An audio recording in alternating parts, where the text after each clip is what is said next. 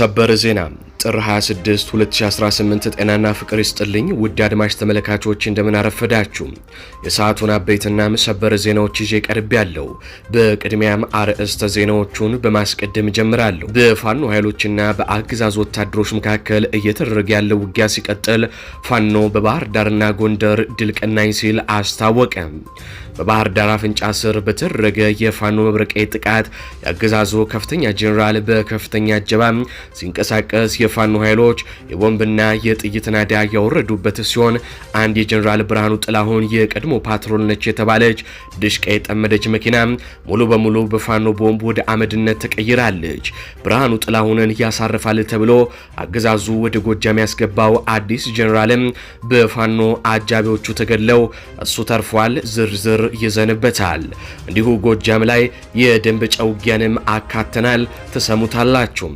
በጎንደርም በበርካታ ግንባሮች ውጊያ ሲደረግ በመቶዎች የሚቆጠሩ የአገዛዙ ወታደሮች ሲገደሉ በመቶዎች ቆስለው የመከላከያ ሰራዊቱም ከፍተኛ አመራሮችም ተደምስሰው ከባድ ውጊያ ተደርጓል። ዝርዝር መረጃ ይዘንበታል። ወዲህ ደግሞ በህወሓትና በአማራ ኃይሎች መካከል በጠለምት በኩል ሲደረግ የነበረው ውጊያ መቆሙ ሲነገር በአፋርና በራያ በኩል ከባድ ውጊያ እየተደረገ ነው። ህወሓት የጅቡቲ መስመርን ለመያዝ የሞት ሽረት እያደረገች ስትሆን በመድፍና ዙ 23 የቀለጠ ውጊያ እየተደረገ ነው። አብይ አህመድ እንደተለመደው ትልቅ የፖለቲካ ቁማር እየተጫወቱ ሲሆን ወደ ትግራይ የሚደረጉ በረራዎችንም በዛሬው ዕለትም ተጀምረዋል። ዝርዝር ይዘንበታል። ሰላም ጤና ይስጥልኝ ውድ አድማጭ ተመልካቾች እንደምን ቆያችሁ። ከላይ በአርዕስተ ዜና ያደመጣችሁትን መረጃዎች ወደ እናንተ ላደርስ እዚህ ተገኝቻለሁ። የህዝባዊ ትግሉን የምትደግፉ እንዲሁም ሀገር ወዳድ የሆናችሁ አድማጭ ተመልካቾች ቪዲዮን ላይክ፣ ቻናሉን ሰብስክራይብ አድርጋችሁ የዶል ምልክቱን ታበሩ ዘንድ እንጠይቃለን። እንዲሁም በኮሜንት ድል ለህዝብ ልጆች ድል ለጀግኖቹም እያላችሁ ለህዝቡ ሲሉ ጫካ የገቡትን ታጋዮች ታበረታቱ ዘንድ እየጠየቅናችሁ በቀጥታ ወደ መረጃዎች ያለፍኩኝ። እስከ ፍጻሜው ድረስ አብራችሁኝ ቆዩ። ቀዳሚ ወዳደረኩት ዘገባ አልፋለሁ። በቅድሚያም የሰሜን ኢትዮጵያ ክፍል ውጥረቶችን እናስቀድማለን። በጠለምት በኩል ሲደረግ የነበረው ውጊያ ሙሉ በሙሉ ቆሞ ውጊያ ወደ ራያና አፋር ግንባሮች መቀየሩ ተነገረ። በህወሓትና በአማራ ኃይሎች መካከል በጠለምት በኩል የነበረው ውጊያ ህወሓት ከገባችባቸው ቀጠናዎች በማስለቀቅ ለጊዜው የቆመ ሲሆን በራያና አፋር በኩል ግን አዲስ ውጊያ ተቀስቅሷል።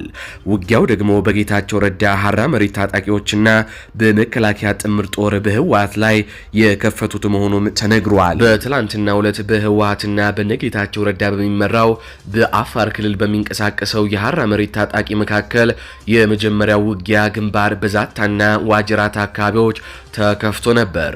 የጌታቸው ረዳ የሀራ መሬት ኃይሎች የአብይ አህመድን አገዛዝ የአየር ድጋፍ በመታገዝ ከመቀሌ አላማጣ ያለውን የአቅርቦት መስመር ለማቋረጥ 4 ጊዜ ሙከራ ቢያደርጉም ህወሓት ጦሯን በማጠናከሯ ሳይሳካላቸውም ቀርቷል። ይሁን እንጂ በጌታቸው ረዳ የሚመሩት የሀራ መሬት ታጣቂዎች በመሆኒና በመቀሌ መካከል ባለው መንገድ ላይ የሚገኙትን ገነቴ፣ ሰኔያላም፣ ሰባባራና ገርባባው የተባሉ ቦታዎችን መቆጣጠርም ችለዋል።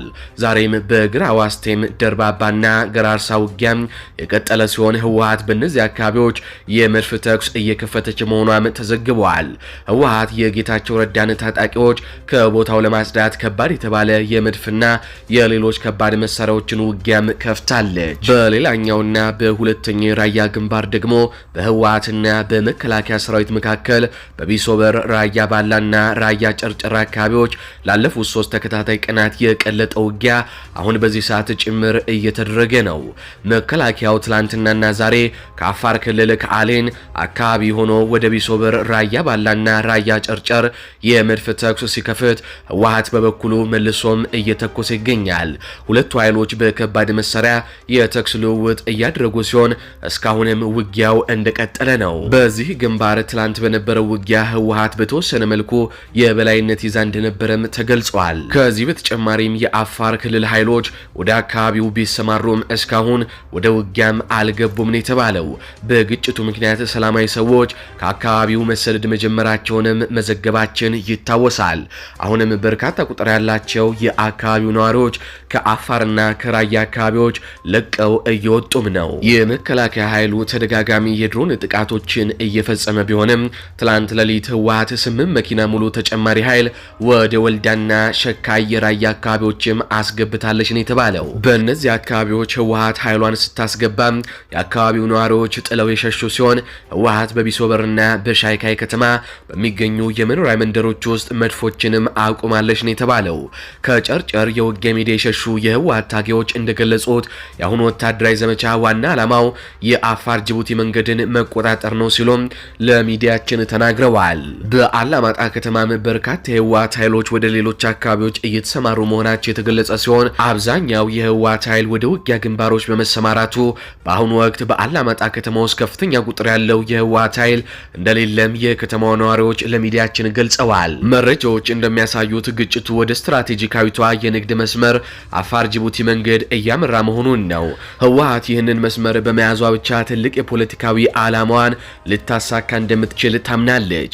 በዚህም መሰረት ይህንን አካባቢ ለመያዝ ትልቅ ተጋድሎ እያደረጉ ነው። አብይ አህመድ አሁን ሌላ ትልቅ ድራማ እየተጫወተ ነው። የትግራይ ኃይሎችን እርስ በራሳቸው ማጫረስ፣ የጌታቸው ረዳ የሐራ መሬት ታጣቂዎችንና የህወሓት ታጣቂዎችን እርስ በራስ በማጫረስ ጉዳዩን መፍታት የሚል አዲስ እቅድ ይዞ መጥቷል።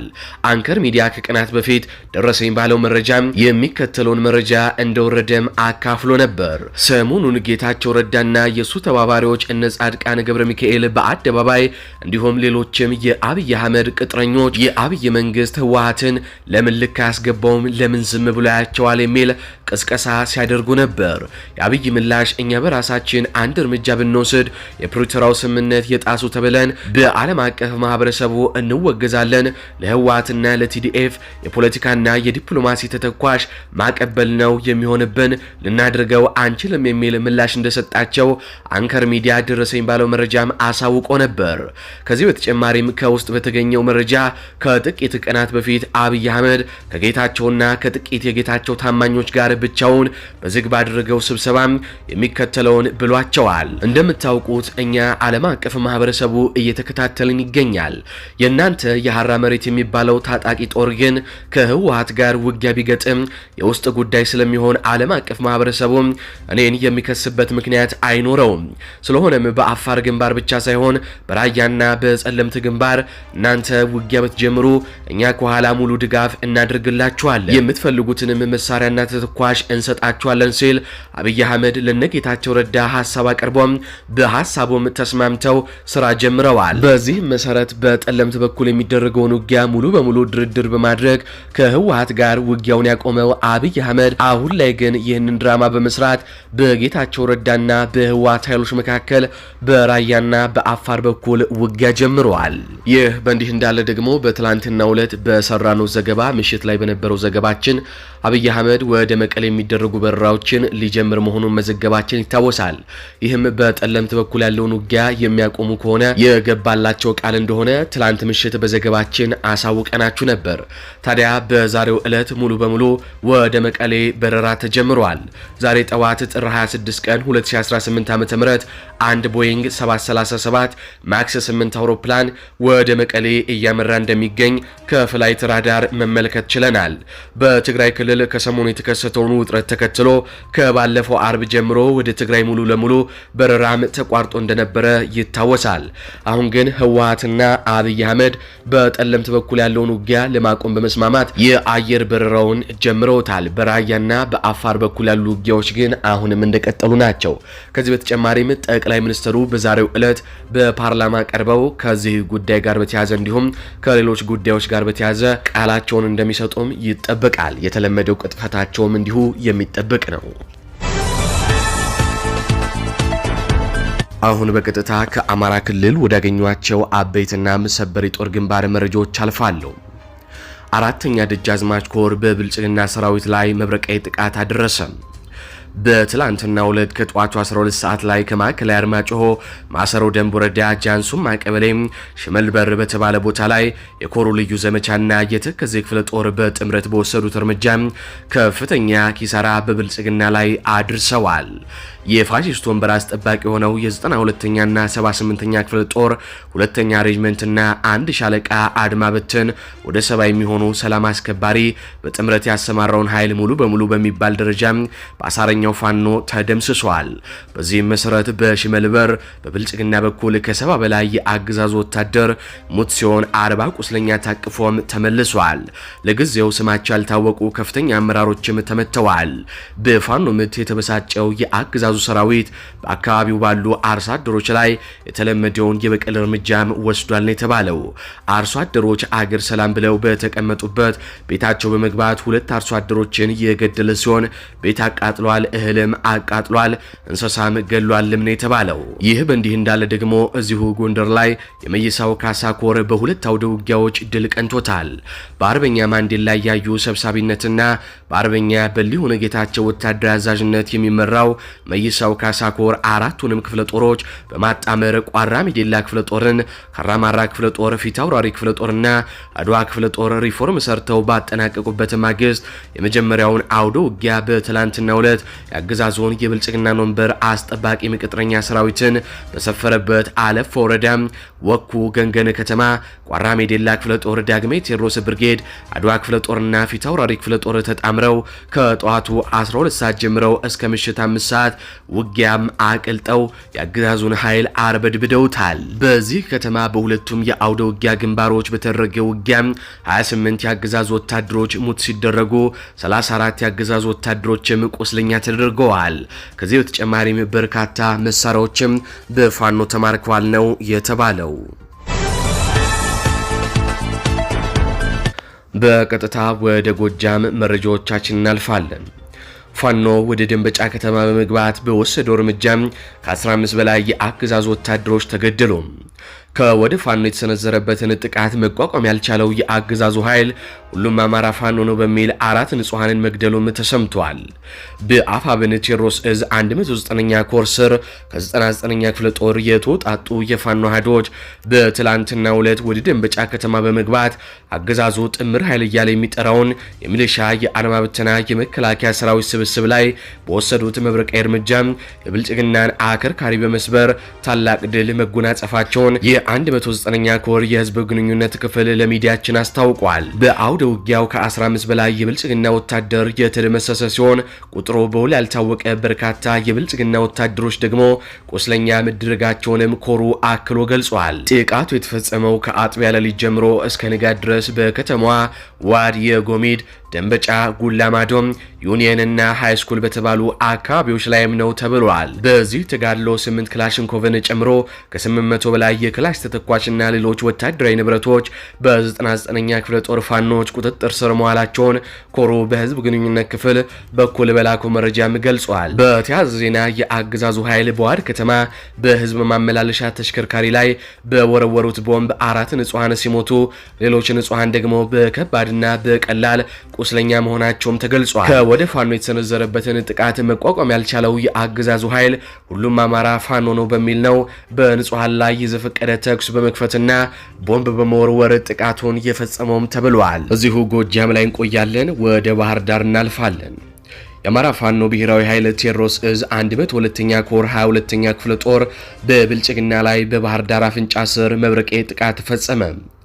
በትላንትናው ዕለት በቀን 25 5ኛው ወር 2018 ዓ.ም የአገዛዙ ጦር መነሻውን ባህር ዳር አድርጎ ከፍተኛ የመከላከያ አመራርን በሰባት ፓትሮልና ተጨማሪ መኪናዎች አጅቦ ጭንባ ደርሶ በሚመለስበት ሰዓት 102ኛ ኮር የ22ኛ ክፍለ ጦር ተናዳፊ ተርቦች ቅድመ ዝግጅት በማድረግ ባህር ዳር አፍንጫ ስር ይጎዲ ቀበሌ አቅራቢያ ሪበከንቱ እየተባለ በሚጠራ ቦታ ላይ የብልጽግናው ጦር አገር አማን ነው ብሎ በሚመለስበት ጊዜ ከቀኑ 9 ሰዓት ሰዓት ላይ ድንገተኛ መብረቃዊ ጥቃት በመፈጸም በብልጽግና ላይ ሰብአዊና ቁሳዊ ጉዳት ያደረሱ ሲሆን ግሪሳው የብርሃኑ ጁላ ጦር ሙትና ቁስለኛውን ይዞ ድንብርብሩ እየወጣ ወደ ባህር ዳር ከተማ ተመልሷል ነው የተባለው። በዚህ ጥቃት ፋኖ የቦምብ ጥቃት ያዘነበባቸው ሲሆን በደፈጣ ጥቃት በርካታ የአገዛዙ ወታደሮችን ከመደምሰሱ በተጨማሪም በባህር ዳር ጀነራል ብርሃኑ ጥላሁን ሲንቀሳቀሱባት የነበረች አንድ ዘመናዊ ፓትሮል መኪናም ከጠመደችው ድሽቃ ጋር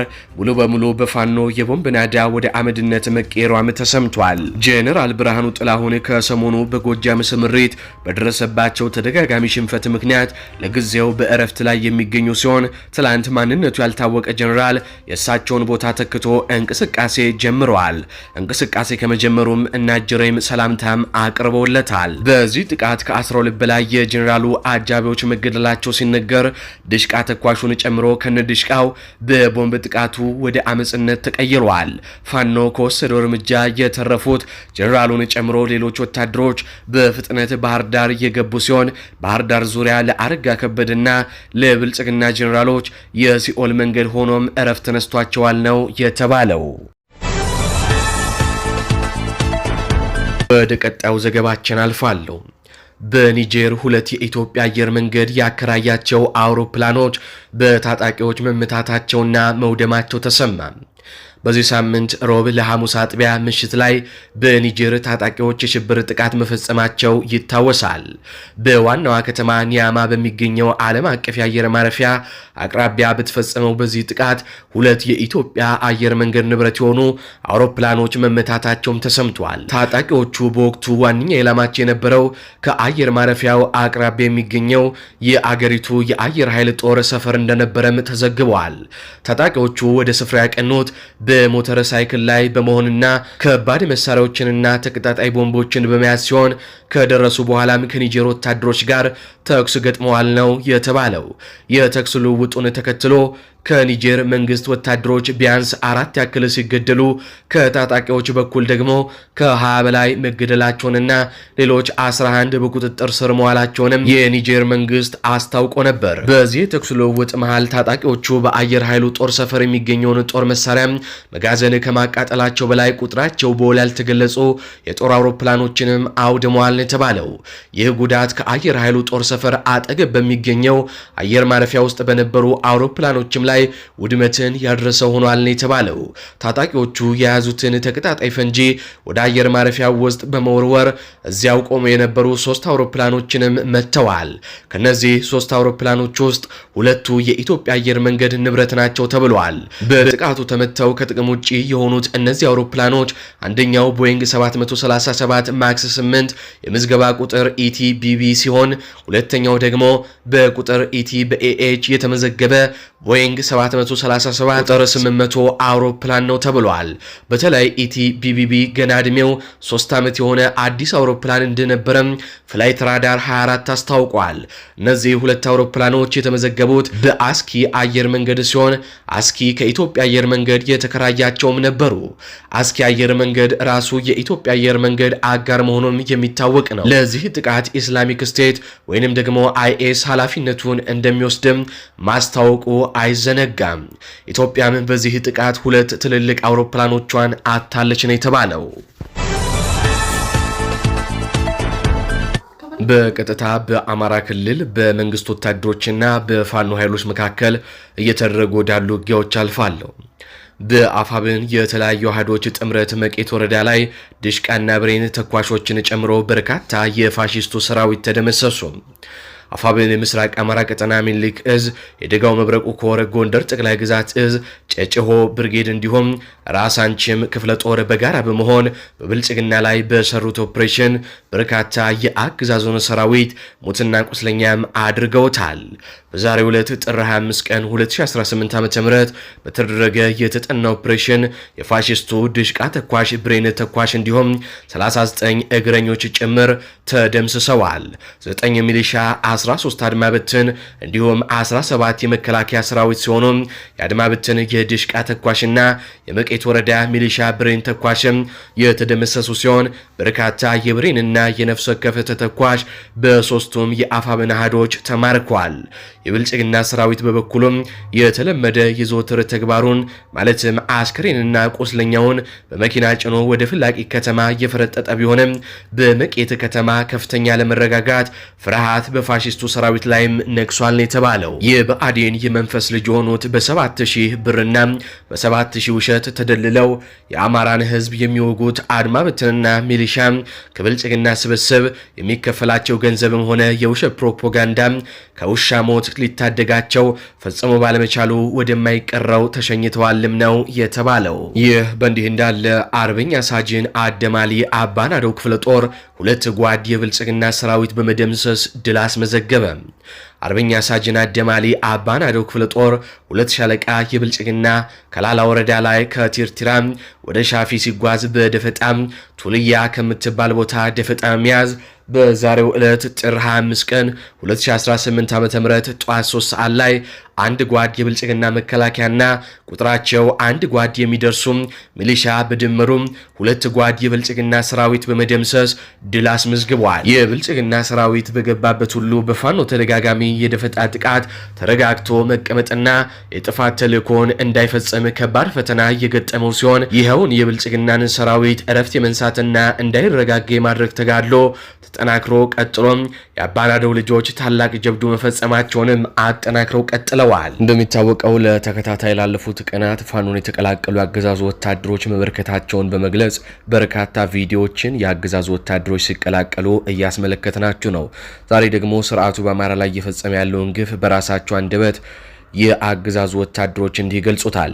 ይህንን እንደ ሰው ማየት ስላልቻልን ከተቋሙ ወጥተናል ይላሉ። እስኪ ሚሉትን አድምጠናቸው እንመለስ። Jerkanis ni ejjesu indisan usulanya jerkan ni ejjesu baka enya baka kaale baka izibatu ni ejjesu cho tokonis sanihu baka karase litre hinjirani net not kane baka ke sabu untinye usulanya na fajan kabnes ni ejjesu no dawame jiru ni ejjesu kanahu baka antu sanke jirane sanke thala kana wajidemu hindende nyu ati jorati kane dire wan fadin tainif kane keessa yaa'u dandeenye jechuudha akka mataayyaatti kana yaadni nuti qabnu kun bakka ማለት ነው ፋኖ ከገባ በቃ ፋኖ አሪፍ ነው መንግስት ፋኖ አሪፍ ነው ፋኖ አባቴ ነው ፋኖ ማዘር ነው ፋኖ ብራዘር ነው በቃ ፋኖ አሪፍ ነው ማለት ነው መከላከያ ፈሪ ነው መከላከያና ሚሊሻዎች በቃ ፈሪ ነው ምንም ጥቅም የለም በቃ ሁለቱ ፋኖ መንግስት በቃ ምርጥ ነው ፋኖ መንግስት ይሻላል ከበላ ከጠጣ በቃ አሪፍ ነው ፋኖ በቃ መበላት አለ በቃ መጠጣት አለ ሙሉ አለ በቃ ፋኖ አሪፍ ነው የኛ ፋኖ ይሻላል በቃ ምንም በቃ ያለ መከላከያ ምናምን ምንም ይለም በቃ ቤት መተካን ከባ በቃ ይደባደባል እዚህ በቃ ሱቅ ካለ ይዘረፋል መኪና በቃ መንገድ ካለ በቃ ይዘረፋል እሱ በቃ መከላከያና ሚሊሻዎች ሌቦች ብቻ ነው በቃ ምንም ጥቅም የለም ይሄ ፋኖ በቃ ምርጥ ነው ፋኖ አሪፍ ነው ፋኖ አባቴ ነው ፋኖ ማዘር ነው ቤት መተካን ከባ ይደባደባል ሴቶች ካለ ይደባደባል ይዘረፋል በቃ ሌባ ብቻ ነው መከላከያና ሚሊሻዎች ሌቦች ብቻ ነው ፋኖ ምርጥ ነው ፋኖ መንግስት በቃ ይሻላል ፋኖ አሪፍ ነው ሴት ይደባደባል በቃ ሽማግሌዎች ይደባደባል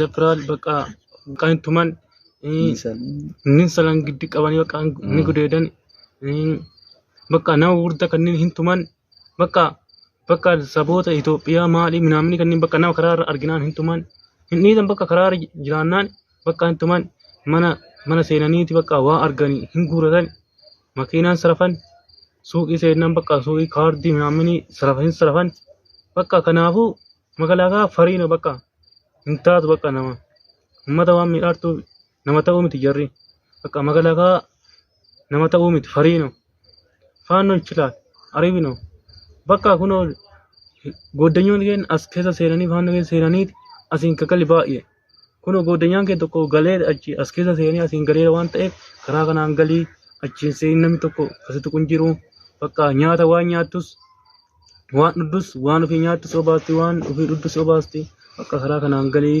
ሲገገሰኒ ጅቴን ደወልቴና ከራ ከናን ገለ ዋንተ አድማጭ ተመልካቾች ለሰዓቱ ያስኩላችሁ ዘገባዎች እነዚህን ይመስላሉ። በዜናዎቻችን ላይ ያላችሁን ሐሳብ አስተያየት በኮሜንት መስጫ ስር አስፍሩልን። እንዲሁም በዝግጅታችን ክፍል ላይ ያላችሁን ሐሳብ አስተያየት ምን ይጨመር ምን ይቀነስ የሚሉትንም በኮሜንት መስጫ ስር አስፍሩልን። በቀጣይ በሌሎች ዘገባዎች እስካገኛችሁ ድረስ ቸር ያሰማን።